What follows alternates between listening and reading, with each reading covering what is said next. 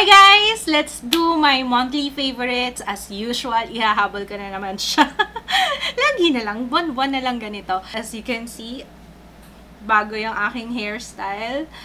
Ang tagal na since na last time ako nagpagupit ng ganito kaiksi. Dati nagpagupit na ako ng mas maiksi pa dito, pero pinagsisihan ko kasi hindi nga bagay sa akin dahil ang face ko ay bilog.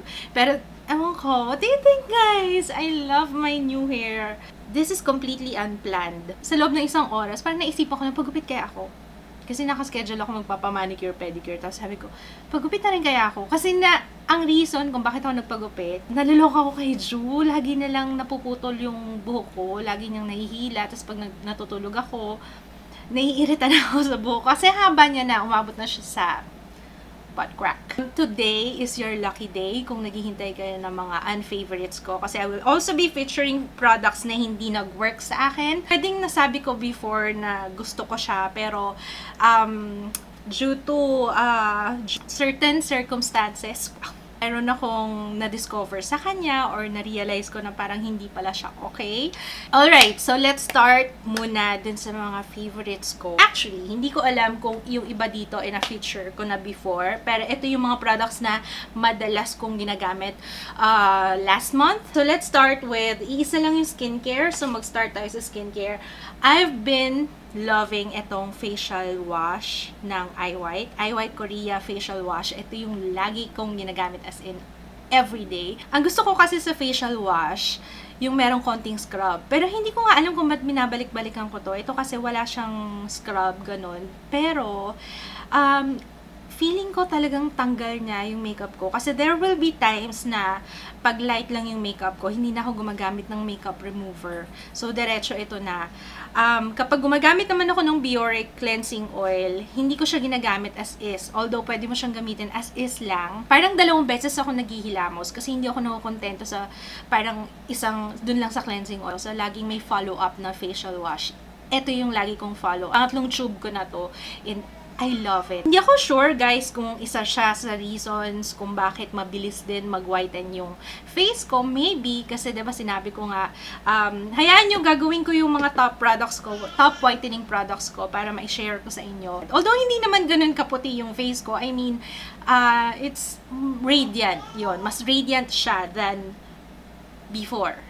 Yeah. Tsaka medyo clear yung skin ko ngayon eh. I don't know. Hindi ko rin alam kung dahil sa hormones, dahil kapapanganak ko pa lang, although hindi, 10 months nang nakalipas. Pero yun. Alright, ang dami ko na sinabi. Basta, it whitens and improves skin condition. And besides, mura lang to. Okay, next one is, ni-review ko siya this month, and ever since na ginawa ko yung review na yon, ever since na ginamit ko siya, I've been using it all the time. Missha Perfect Cover BB Cream. This is the BB cream na pwede nyong gamitin every day.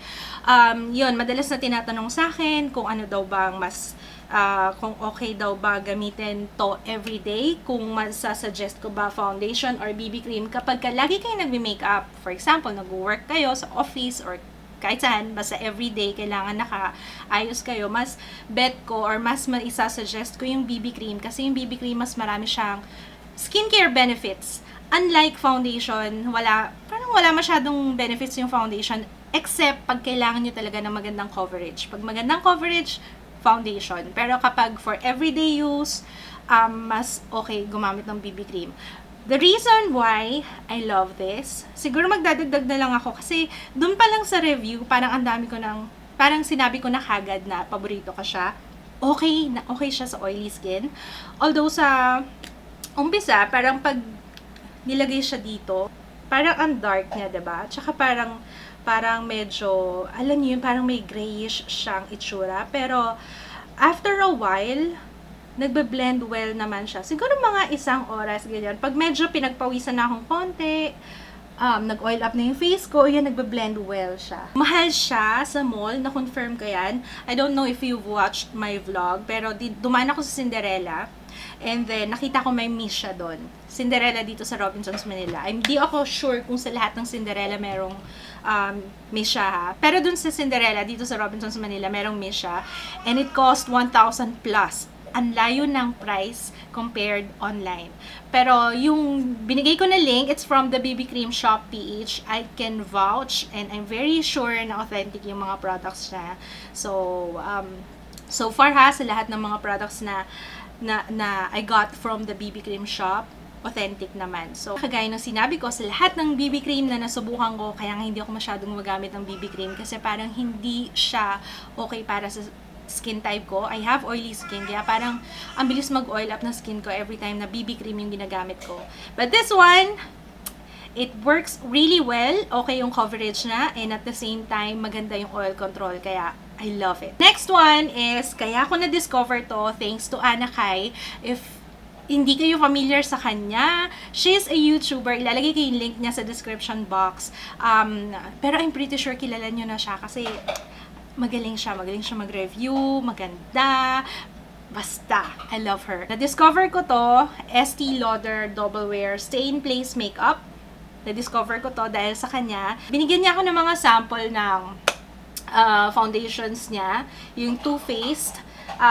Too Faced Born This Way Foundation, yung Makeup Forever Ultra HD, and then ito nga yung Estee Lauder. Dun sa tatlong yon ang pinaka nagustuhan ko at I think pinaka compatible sa skin type ko is itong Estee Lauder. Ito yung suot ko ngayon. I love it. Hindi siya ganun kamat.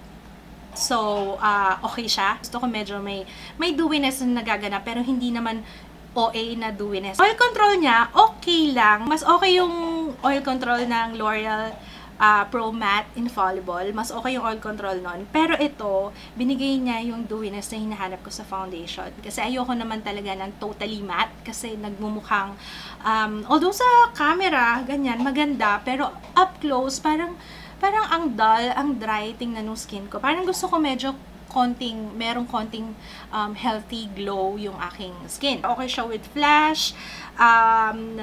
Yun nga lang guys, mahal siya. It's 179 reals. Ito yung pasalubong sa akin ng nanay ko. So, binili niya to sa Qatar, duty free. It cost 179 reals. So, may kamahalan siya. Pero, ito, sinasuggest ko sa mga nasa abroad, parang yung nag-iisip ko, ano bang okay na foundation kapag uuwi kayo dito sa Pilipinas. Ayan, Estee Lauder Double Wear Stay in Place Makeup. Ang shade ko is Pebble. Guys, hindi ko nagagawan ng review to. Sorry. Siguro i-feature ko na lang siya sa makeup tutorial, ganyan, sa makeup look na gagawin ko. Hindi na siya first impression review kasi dahil nga nasubukan ko na siya. So, ayan. Kaya in-include ko na rin siya dito sa favorites ko. It's really good. So far, ito pa lang yung magagawa ko na review. I have 3 brushes nung Wet n Wild. Isang powder, isang eyeshadow brush, at saka isang foundation brush, yung flat one. This, I've been using para sa aking blush. Hindi ko siya ginagamit sa powder, sa blush. Kasi meron akong powder brush na talagang hindi ko pa mapalitan. Ito, yung Moonkini. I got this from Pretty Angel Shop. Yun yung pangalan niya, Moonkini. And it's a large, fluffy brush na talagang pang powder talaga. Sobrang soft. Dati ganito ako maglagay ng blush. Parang may nabasa lang ako before na kapag lagi kang gumagamit ng brush sa face, pwede siyang maka-enlarge ng pores. Hindi ko alam pero parang iniisip ko, siguro nga, kasi every time na tumatama yung brush sa face mo, siguro in the long run, meron siyang effect dun sa pores. Pwede, I'm not sure.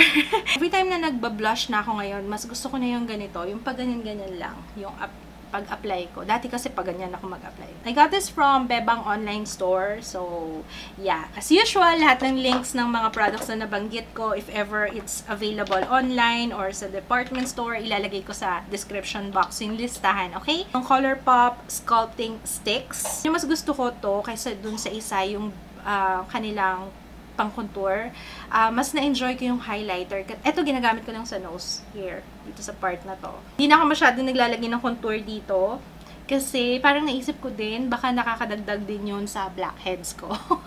Yun, syempre, diba, pag naglalagay ka ng color brown, pwedeng pumasok sa pores, tapos pwedeng, ano yun, parang ang dami ko na-discover lately, ano. Maganda kasi siya, sakto siya sa nose, kaya, yan, ito lang yung ginaganyan ko lang siya dyan. And then, spread ko lang ng konting ganon. Ayan. So, instant tangos effect. So, hindi ko alam kung may mga iba-iba siyang shade. Pero, ang nakalagay dito is Releve.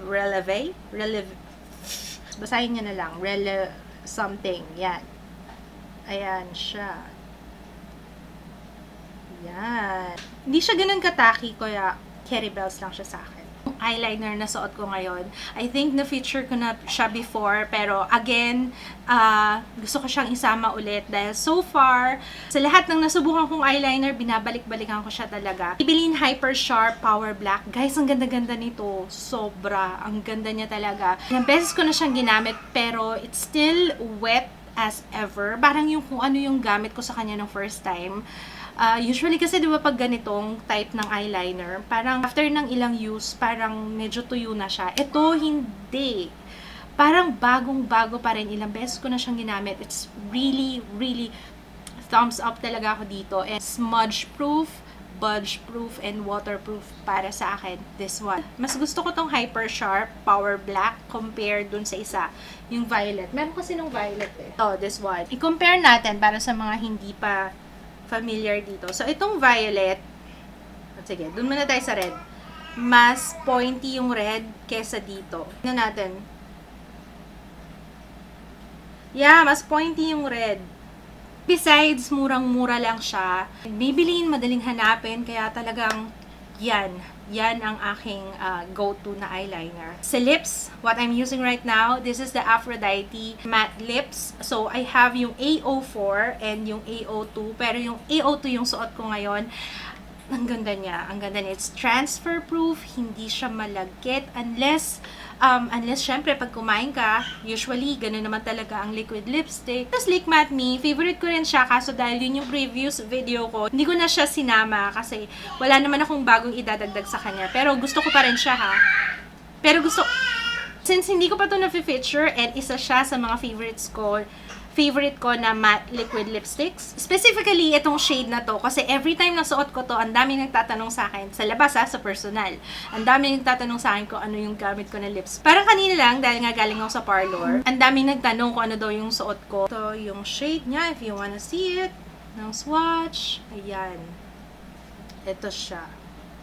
Yan. Ang ganda. Ang ganda-ganda. Kahit simple lang yung makeup mo, diba? Parang iba talaga kapag maganda yung color ng lipstick. Long lasting, wala akong problema sa matte na liquid lipstick. Kung hindi kayo mahilig sa matte na liquid lipstick, baka maging sa inyo yan, baka masyadong dry yung formulation nito. Mas dry ang formulation nito kesa sa Sleek Matte Me. Next one is yung lagi kong kinikilay. Lagi kong ginagamit sa kilay. Ang dami nagtatanong every time na nagpo-post ako ng picture, anong ginagamit ko sa kilay ko lately.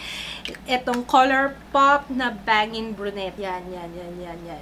So, yan yung gamit ko ngayon. Mas gusto ko tong ColourPop kaysa sa NYX na Tame and Frame. Long-lasting siya, and kahit na pawisin ako, it stays in place. After ko siyang gamitin, gumagamit ako ng brow mascara. Skinfood, na feature ko na to before.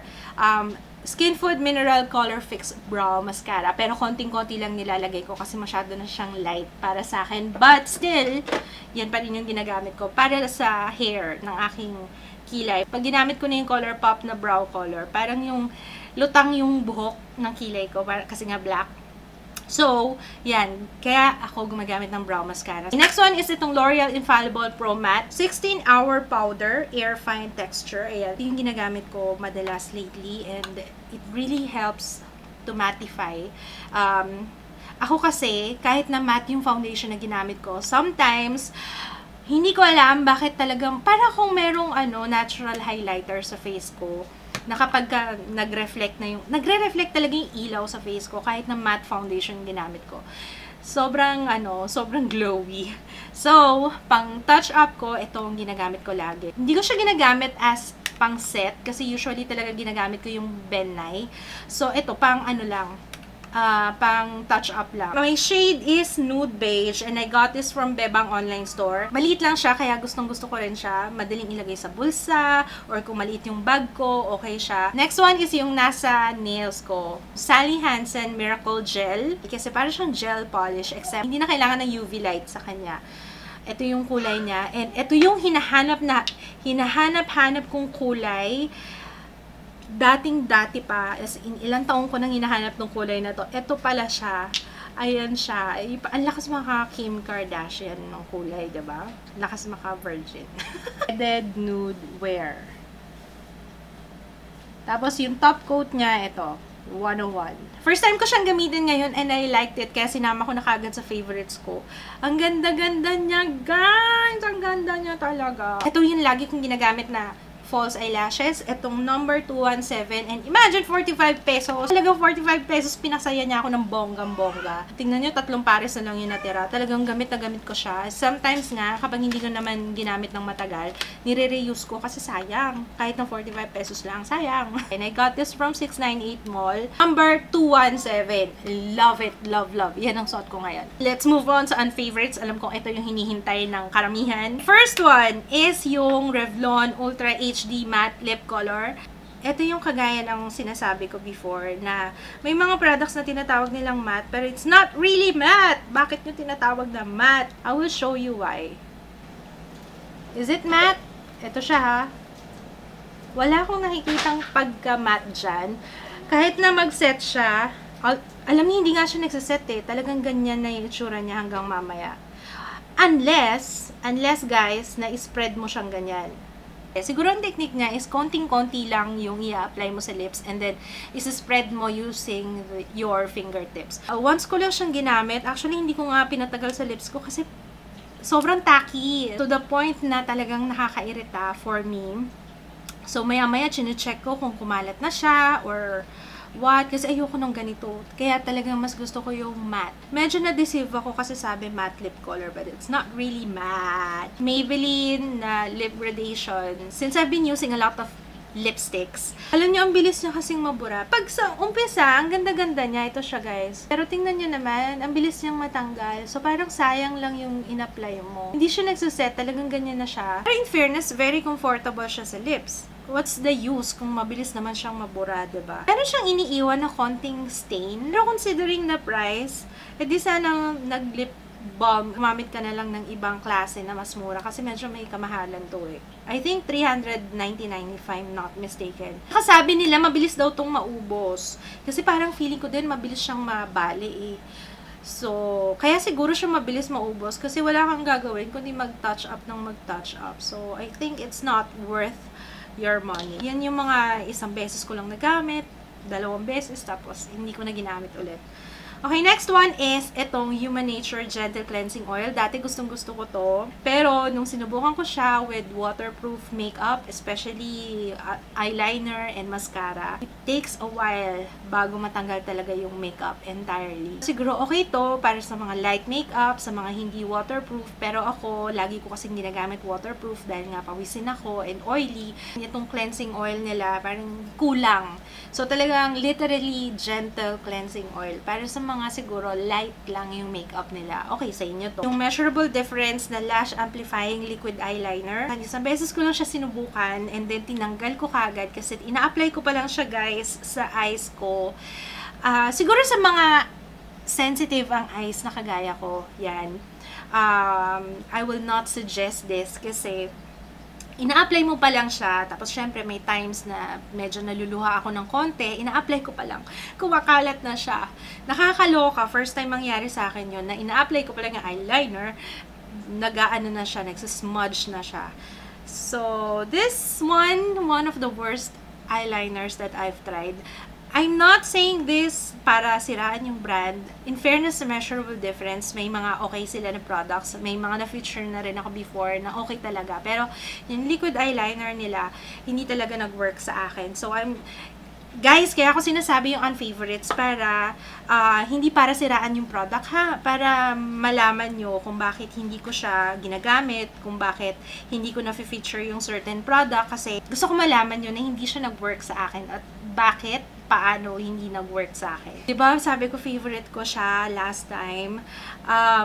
Kailan ko lang na-discover na hindi pala siya waterproof and na-discover ko siya in a hard way. Nagmamaganda pa man din ako. Minsan may mga ganun. Haba pa naman din ng vlog. Ang dami kong sinabi. Tapos, nung nire-review ko na yung clips, aba, kalat-kalat na pala yung mascara ko. So, ito siya. Although talagang maganda yung pagkaka-curl ng aking eyelashes sa kanya, na-volumize and napahaba niya yung lashes ko. Effect lang nga, hindi talaga napahaba yung lashes ko, pero yung effect niya.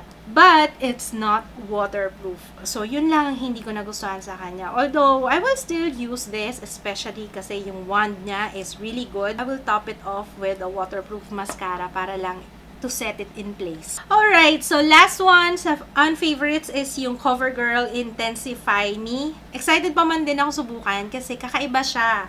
Sa lahat ng eyeliner na na-try ko, tingnan nyo, meron siyang part na flat, hindi siya yung pabilog. Oh, yan o, may flat. Pwede siyang ganyan. Pwede siyang ganito. Actually, dito pa lang makikita nyo na oh. Hindi siya nakaka-intensify. Kasi hindi siya ganun ka-black. Para siyang black-brown. It's not intense black. Nakalagay dito intense black. Pero hindi siya intense. Tinry ko siya ulit kanina. Sabi ko baka umpisa lang. So kanina nilagay ko. Kaso, no. Ginawa ko, pinatungan ko na lang. Lifesaver nga to yung Maybelline na Hyper Sharp Power Black kasi. Nung nilagay ko siya ulit, yung naging okay na. Fairness sa CoverGirl, yung kasama niya na mascara, it's good. I will be featuring that next time. Last one, hindi to unfavorites ha. Nakalimutan kong ibanggitin sa favorites ko. Pero, ayan, madumi na. Wait lang, punasan natin. Nakakahiya naman. Okay siya. Okay siya for me. Kasi, ayan nga, dahil rechargeable siya, pwede mo siyang gamitin as, ayan, pag nagme-makeup ka, ganyan. Tsaka maganda kasi yung effect sa camera. Nakikita niyo, parang may link sa eyes ko. So, maliban doon, pwede mo siyang gamitin as lampshade. Ayan. O, diba? Malakas naman siya. Tapos ito, lalagyan ko ng mga kung anong anik-anik. Currently, meron siyang off discount price. So, ilalagay ko na lang sa description box kung interested kayo. So, yan guys! I highly recommend this. Ang cute-cute pa man din. That's from Macy Apparel. So, ilalagay ko na lang yung link niya. So, that's it. Maraming salamat sa panonood ng aking favorites and unfavorites. Sana na-enjoy niyo tong video na to. Don't forget to subscribe para updated kayo sa mga bago dito sa aking channel. Sa mga hindi pa nasasubscribe, guys, ha? Subscribe kayo. See you again on my next video. Bye! Hi! Hi! Hi! What is that in my teeth? What? Oh! Okay. Parang alam niyo yung mula sa mahabang buhok, tapos biglang nabawasan. Parang nabawasan yung mga pinapasan kong krus. Nabawasan yung mga problema ko sa buhay, mga pasakit, mga ganun. Wow.